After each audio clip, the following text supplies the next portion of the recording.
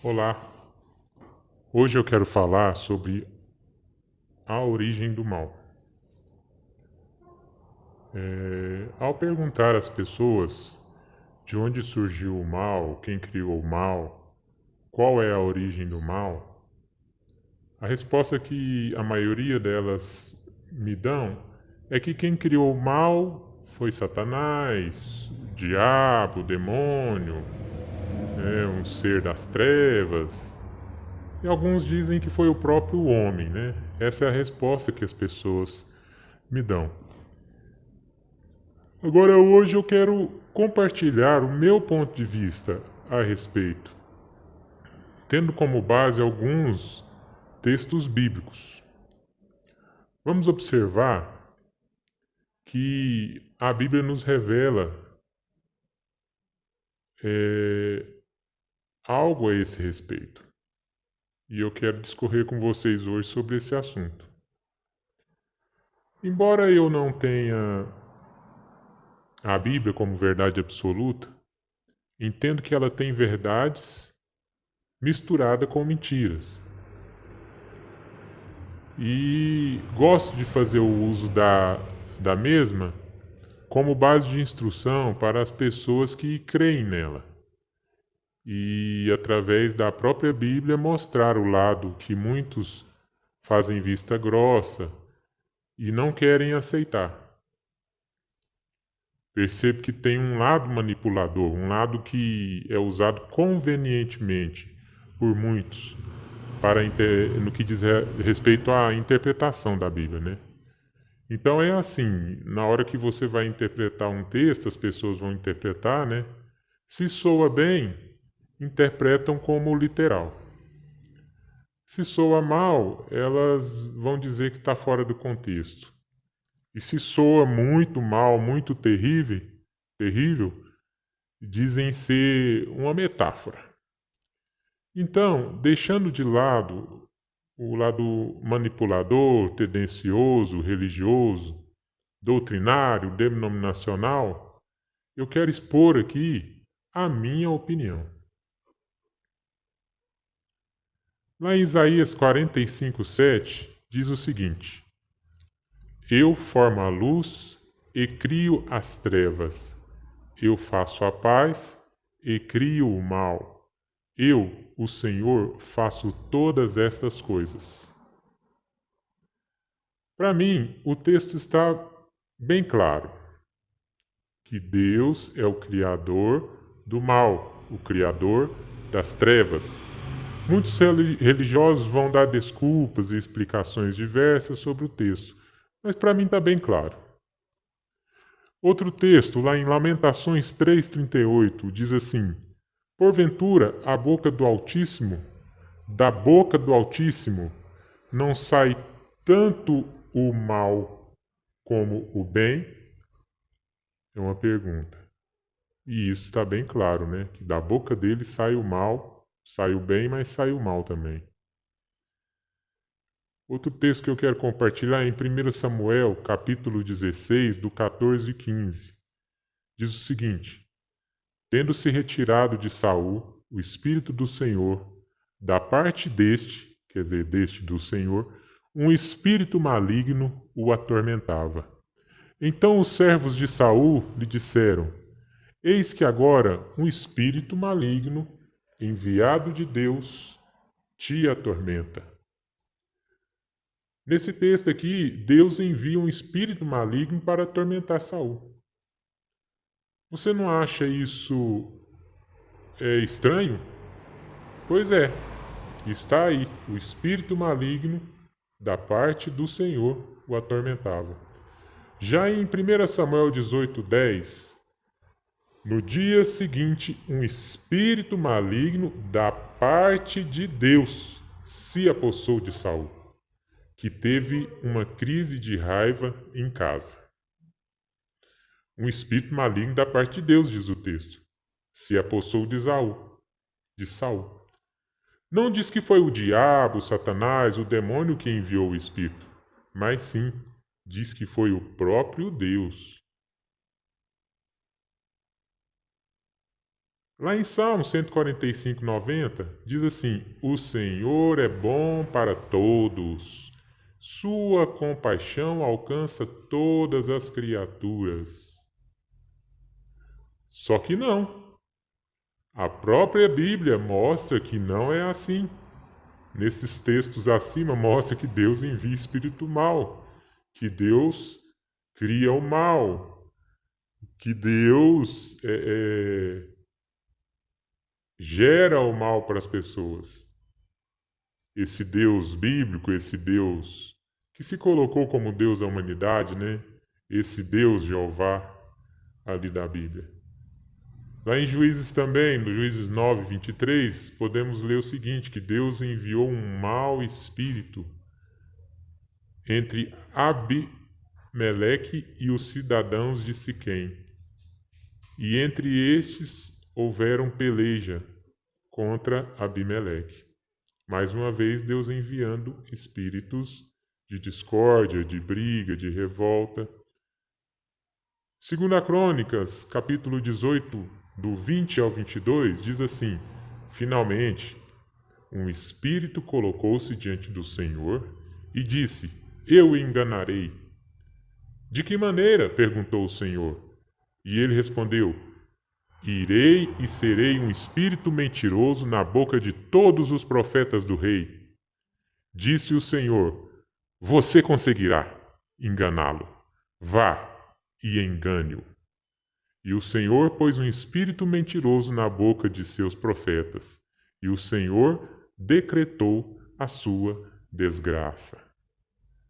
Veja que o próprio Deus fazendo um acordo com o espírito maligno. Não se toca nesses assuntos nas igrejas. E quando alguém menciona assuntos semelhantes a esses que eu estou citando da própria Bíblia, as pessoas dão aquelas respostas tendenciosas, tipo, isso é do Antigo Testamento. Agora vivemos o Novo Testamento. Porém, a própria Bíblia diz que Deus não muda. Lá em Malaquias 3,6 diz assim: De fato, eu, Senhor, não mudo. E lá em Tiago 1,17 diz assim: Toda boa dádiva e todo o dom perfeito são lá do alto, descendo do Pai das luzes, em quem não pode existir variação ou sombra de mudanças. Trocando em miúdos, ele cria o mal, sustenta, mantém o mal e não muda. Lá em Êxodo 12, 23 diz o seguinte: Quando o Senhor passar pela terra para matar os egípcios, verá o sangue na viga superior e nas laterais da porta e passará sobre aquela porta. E não permitirá que o destruidor entre na casa de vocês para matá-los. Êxodo 12, 29. Então, à meia-noite, o Senhor matou todos os primogênitos do Egito, desde o filho mais velho do faraó, herdeiro do trono, até o filho mais velho do prisioneiro que estava no calabouço, e também todas as primeiras crias do gado. O Senhor matou todos os primogênitos. Nem os animais se salvou, nem os pobres e nem o filho do próprio faraó se salvou. Observe que essa é somente uma das pragas, das tantas pragas que Deus enviou aos egípcios. O mais absurdo é que Faraó propôs em seu coração liberar o povo de Deus para irem adorar. Mas o que aconteceu? O próprio Deus endurecia o coração de Faraó para que o mesmo não liberasse o povo. Ou melhor, Faraó decidia assim, fala, não, eu vou deixar esse povo ir, vai adorar a Deus, vai lá pro deserto, adorar esse Deus, vou liberar vocês. Faraó decidiu várias vezes, mas Deus ia e endurecia o coração de Faraó. É uma coisa estranha, acho muito estranho isso, né? Eu quero algo, mas eu tenho o poder de fazer com que alguém não aceite esse algo e assim eu vou fazer, para que eu possa lançar pragas sobre eles. Essa é a verdade. E lá em Êxodo, nós vamos reparar lá em Êxodo 7, de 23, diz o seguinte, ou melhor, 7:3. Eu, porém, endurecerei o coração de Faraó e multiplicarei na terra do Egito os meus sinais e as minhas maravilhas. Sinais e maravilhas é igual praga, maldição e dor, né? E lá em Êxodo 7:13 diz o seguinte: no entanto, o coração de Faraó se endureceu e não os ouviu, como o Senhor tinha dito. Quando foi que Deus parou de endurecer o coração de Faraó? Você já leu o texto, deve saber. Após a última praga, foi que o grande sacrifício e morte de todos os primogênitos do Egito. Só após essa praga que Deus parou de endurecer o coração de Faraó. Sintetizando, Deus tinha como propósito a morte e sacrifício dos primogênitos. Após esse fato, ele, Deus, parou de endurecer o coração de Faraó. Em Deuteronômio 28:15 em diante, você também vai poder comprovar uma lista enorme que Deus revela as maldições que ele envia aos desobedientes. Eu não vou citar aqui, não vou colocar aqui, porque é muito comprido. São uns 20 versículos. Deus falando que vai amaldiçoar, vai amaldiçoar, vai amaldiçoar. Enfim, baseado nesses textos acima e em vários outros que eu citei aqui agora e que contém na Bíblia, eu concluo o seguinte, que Deus é criador, propagador e sustentador, mantenedor, desenvolvedor do mal nesse mundo. A maldade de Deus pode se observar não somente nas páginas da Bíblia, como também na constatação de nossos dias.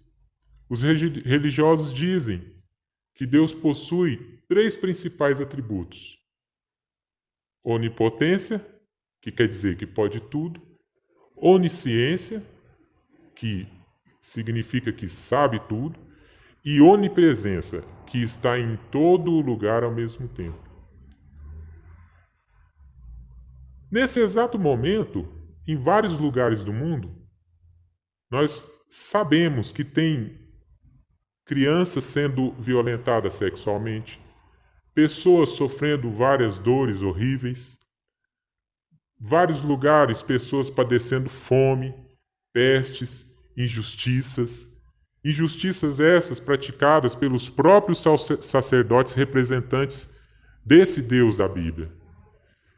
E enquanto acontece em todos os lugares essa maldade, essas dores, esses sofrimentos, Deus fica somente observando, sem fazer nada para mudar a situação.